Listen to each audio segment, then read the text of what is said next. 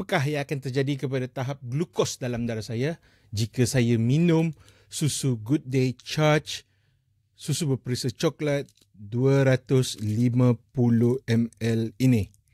Dan saya akan lihat apakah akan berlaku spike yang tinggi kepada glukos saya melalui CGM, iaitu Continuous Glucose Monitor saya yang dekat lengan ni.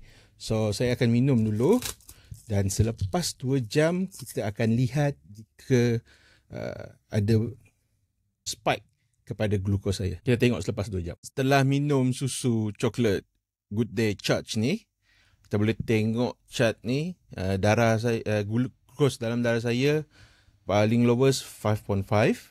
Lepas tu ada spike sedikit, paling tinggi pun 7.2. So dalam less than 2 millimol per liter lah. So not bad. Tak ada spike yang sangat tinggi daripada saya consume 250 ml susu coklat Good Day Charge. Apa lagi makanan ataupun minuman yang saya kena try in the future? Tolong komen dekat bawah, okay?